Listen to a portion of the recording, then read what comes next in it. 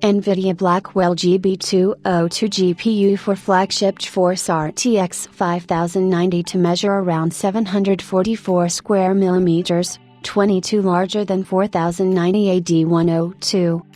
NVIDIA's Blackwell GB202 GPU for the GeForce RTX 5090 flagship will see a hefty die size increase versus the existing Ada flagship. NVIDIA GeForce RTX 5090's GPU will be 22% larger than RTX 4090 GB202 chip with 744 square millimeters die size. The NVIDIA GeForce RTX 5090 graphics card will be the flagship solution within the GeForce RTX 50 Blackwell gaming lineup.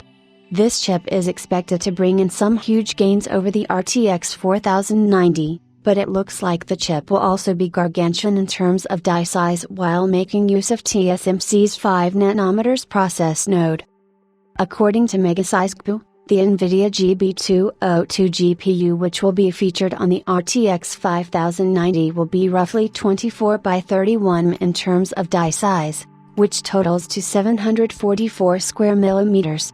The GPU will feature a package size of 63 by 65, which is roughly 3,528 square millimeters.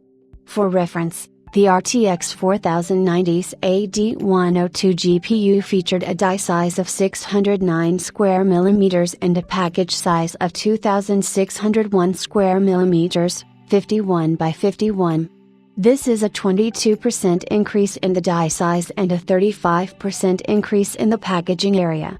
Now, a bigger die size doesn't mean that the chip will eventually be more power hungry or run hot, but it should be remembered that it is still a smaller die size than the 754 square millimeters Turing TU102 chip, which was launched with the first generation RTX 20 cards.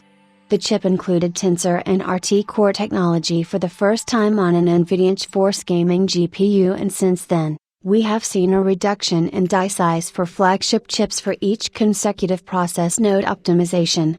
NVIDIA GeForce RTX 5090 32GB graphics card. Starting with the details, we first have the NVIDIA GeForce RTX 5090, which is going to be the top GPU in the lineup.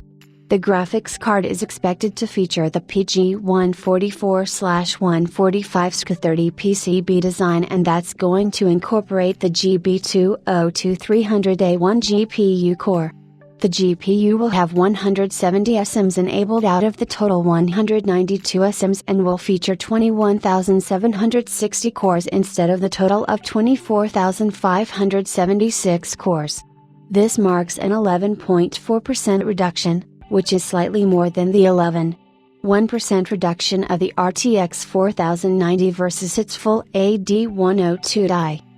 On the memory side, the NVIDIA GeForce RTX 5090 is going to be a beast with 32GB of GDDR7 RAM capacity running across a 512-bit interface.